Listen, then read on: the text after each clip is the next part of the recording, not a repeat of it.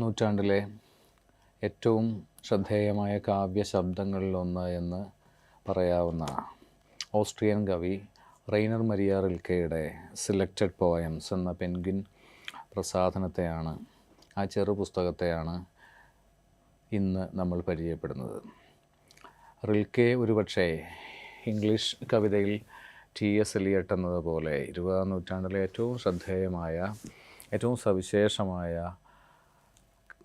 കാവ്യ വ്യക്തിത്വങ്ങളിൽ ഒന്നായിരുന്നു.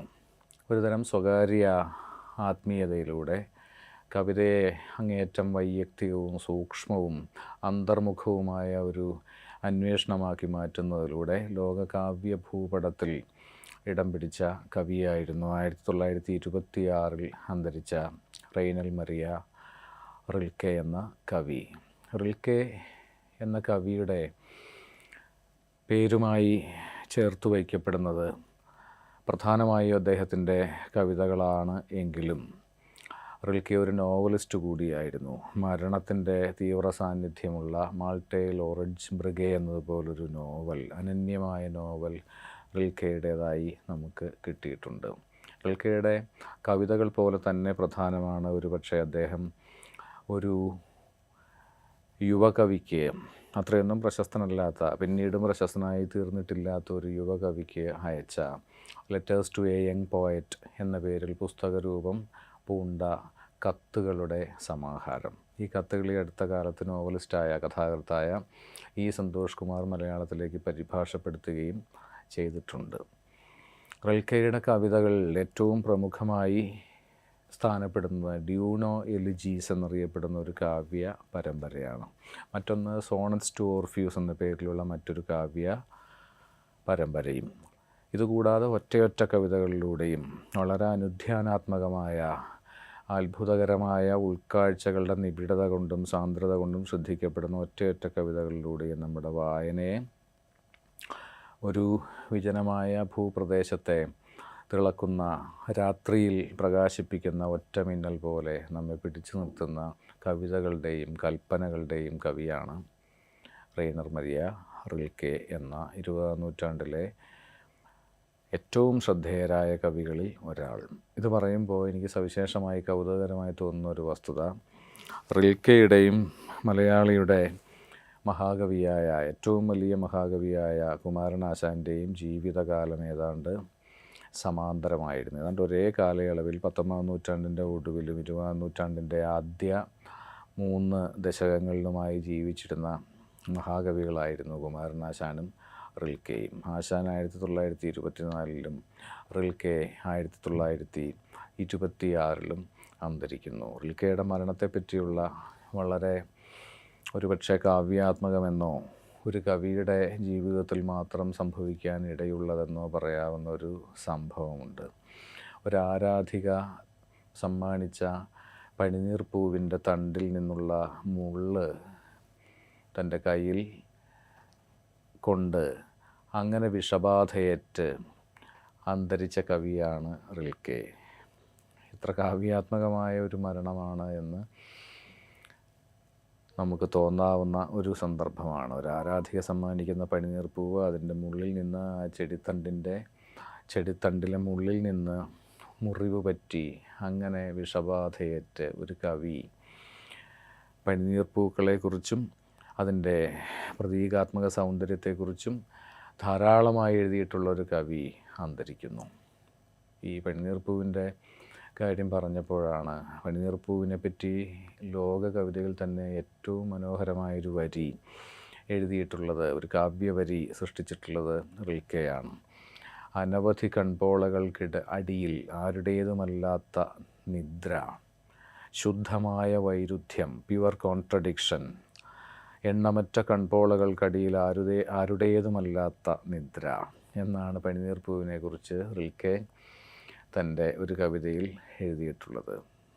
ഒരുപക്ഷെ വ്യാഖ്യാനക്ഷമമല്ലാത്തൊരുതരം സൗന്ദര്യമുണ്ട്, സൂക്ഷ്മതയുണ്ട്, നിഗൂഢ ലാവണ്യമുണ്ട് ആ വരിക്ക്. എണ്ണമറ്റ കൺപോളകൾക്കടിയിൽ ആരുടേതുമല്ലാത്ത നിദ്ര, ശുദ്ധ വൈരുദ്ധ്യം, പ്യുവർ കോൺട്രഡിക്ഷൻ എന്നാണ് പനിനീർപ്പൂക്കളെക്കുറിച്ച് ലോകസാഹിത്യത്തിൽ എഴുതപ്പെട്ടിട്ടുള്ളവയിൽ വെച്ച് ഏറ്റവും ചേതോഹരമെന്ന് പറയാവുന്ന ഈ കവിതാവരിയിൽ നെരൂദ പറയുക, നെരൂദയല്ല ക്ഷമിക്കുക, റിൽക്കെ പറയുക.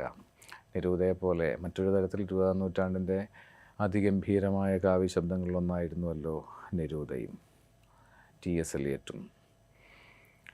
റിൽക്കെയുടെ കവിതകളുടെ ഒരു മാതൃക എന്ന നിലയിൽ ഡ്യൂനോ എലിജിയിലെ ഒരു കൽപ്പന ചൂണ്ടിക്കാട്ടാമെന്ന് ഞാൻ വിചാരിക്കുന്നു. ഡ്യൂനോ എലിജീസ് എന്ന വിലാപകാവ്യം എന്ന പേരുണ്ടെങ്കിലും കണിശമായി വിലാപകാവ്യ സ്വരൂപം അവലംബിക്കുന്ന, ഇതിവൃത്തപരമായും വിലാപകാവ്യ രൂപത്തോട് ചേർന്ന് നിൽക്കുന്ന രചനകളല്ല അവ. കവിയുടെ വിലാപങ്ങളാണ്, ദാർശനിക വിലാപങ്ങളാണ് ഒരുപക്ഷെ ഈ കാവ്യ പരമ്പരയ്ക്ക് ആ പേര് നൽകുക. ഡ്യൂനോ എലിജീസിലെ ആദ്യ കവിതയിൽ പിന്നീട് പ്രസിദ്ധമായി തീർന്ന ഒരു കൽപ്പന കാണാം. Who if I cried would hear me among the angelic orders and even if one of them suddenly pressed me against his heart I should fade in the strength of his stronger existence. For beauty is nothing but beginning of terror we are still just able to bear, and why we adore it so is because it serenely disdains to destroy us. Every angel is terrible. നമ്മളെ അമ്പരപ്പിക്കുന്ന വാക്യങ്ങളാണ്, കൽപ്പനകളാണ് ഈ കാവ്യാരംഭത്തിൽ തന്നെ, ഡ്യൂനോ എലിജീസിലെ ആദ്യ വിലാപ കാവ്യത്തിൽ തന്നെ നമ്മൾ കാണുക. സൗന്ദര്യം ഭയാനകമാകുന്നു, ഓരോ മാലാഖയും ഭയകാരിയാകുന്നു എന്നാണ്. ഞാൻ വിലപിച്ചാൽ, ഒരു മനുഷ്യാത്മാവ് വിലപിച്ചാൽ മാലാഖമാർക്കിടയിൽ ആര് എന്നെ കേൾക്കും? Each Angel is terrible, every Angel is terrible and beauty is the beginning of terror.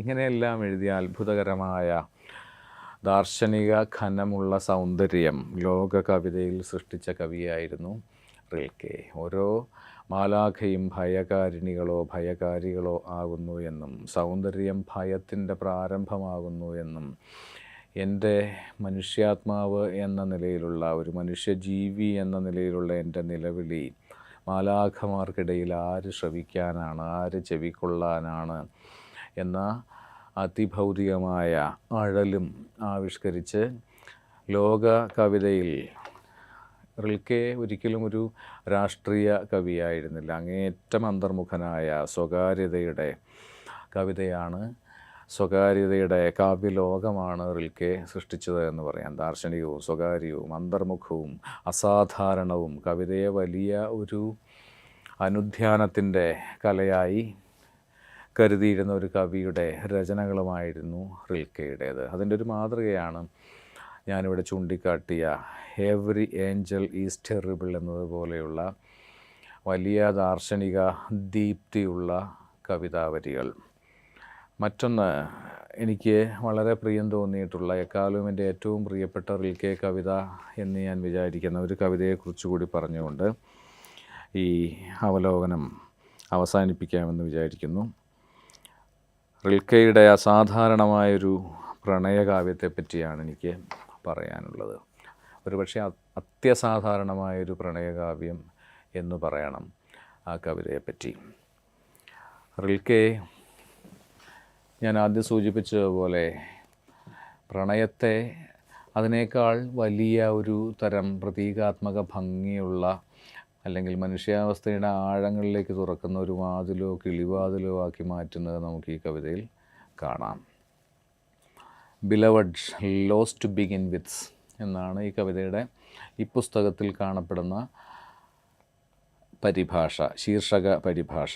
മറ്റു തരത്തിലും പരിഭാഷപ്പെടുത്തി കണ്ടിട്ടുള്ള ഒരു തലക്കെട്ടാണത്. ആദിയിലെ വേർപിരിഞ്ഞവളെ എന്ന് വേണമെങ്കിൽ നമുക്കതിനെ മലയാളപ്പെടുത്താം.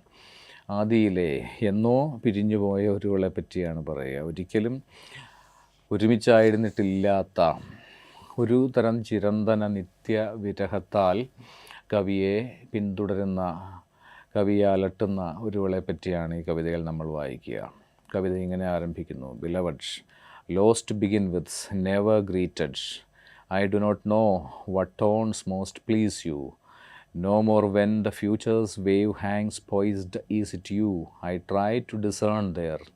all the greatest images in me, far off experienced landscape, towers and towns and bridges and unsuspected turns of the way, and the power of those lands once intertwined with the life of the gods, mount up within me to mean you, who forever eludes.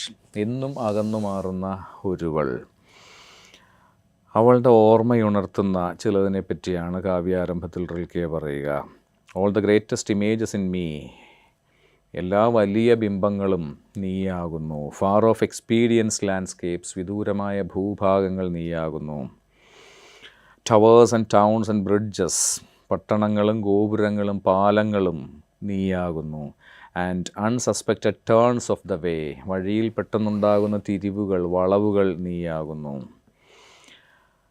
And the power of those lands once intertwined with the life of the gods, mount up within me to mean you, who forever elude. ഈ വഴുതി മാറലാണ്, സ്പർശിക്കുമ്പോഴേക്കും മാഞ്ഞു പോകുന്ന ഒന്നുപോലെ ആയിരിക്കലാണ് ഈ പ്രണയ കവിതയുടെ കേന്ദ്രത്തിലുള്ള പ്രണയിനിയുടെ സ്വഭാവം. ഒരു വഴിത്തിരിവ് പോലെ, അവിചാരിതമായ വഴിത്തിരിവ് പോലെ, പാലങ്ങൾ പോലെ, ഗോപുരങ്ങൾ പോലെ, പട്ടണങ്ങൾ പോലെ, വിദൂരസ്ഥ ഭൂഭാഗങ്ങൾ പോലെ, അത്രമേൽ ദുരൂഹവും അത്രമേൽ ദുരൂഹതയുടെ സൗന്ദര്യം കൊണ്ട് ആകർഷിക്കുന്നതുമാകുന്നു ഈ കവിതയിലെ പ്രണയിനിയുടെ സാന്നിധ്യം. O you are the garden, so with such earning hope I watch them. വളരെ മനോഹരമായി വേണമെങ്കിൽ ഈ വരികൾ നമുക്ക് മലയാളത്തിലേക്ക് പരിഭാഷപ്പെടുത്താം. നീയാണ് ഞാൻ കണ്ട പൂന്തോട്ടമൊക്കെയും, ഞാൻ നോക്കി നിന്നിട്ടുള്ള, അഭിലാഷപൂർവ്വം തൃഷ്ണാഭരിതനായി ഞാൻ നോക്കി നിന്നിട്ടുള്ള പൂന്തോട്ടങ്ങളെല്ലാം നീയാകുന്നു. അപ്പോൾ ഇവിടെ ഒരു പെൺകുട്ടിയല്ല, ഒരു പ്രേമഭാജനമല്ല സംബോധന ചെയ്യപ്പെടുന്നത് എന്ന വിധം അവൾ ഭൂഭാഗങ്ങളും പട്ടണങ്ങളും പാലങ്ങളും ഗോപുരങ്ങളും കവി മോഹാകുലനായി മോഹാർത്തനായി നോക്കി നിന്നിട്ടുള്ള പൂന്തോട്ടങ്ങളുമാകുന്നു. An open window in a country house and you almost stepped out thoughtfully to meet me. ഒരു തുറന്ന ജാലകം. കവി അവിടെ എത്തുമ്പോഴേക്ക് തന്നെ കവിയെ കണ്ടുമുട്ടാൻ വേണ്ടി അവൾ പുറത്തേക്ക് പോയിരിക്കുന്നു. ഈ പറഞ്ഞതിനർത്ഥം അവർ ഒരിക്കലും കണ്ടുമുട്ടുന്നില്ല. Streets I discovered you had just walked down them, and sometimes in dealers' shops the mirrors, still dizzy with you, returned with a start my too sudden image. ഒരു തെരുവിലൂടെ കവി അവളെ തേടിപ്പോകുന്നു, അവളിപ്പോൾ അവിടെ നിന്ന് പോയിട്ടേ ഉള്ളൂ എന്നോണം.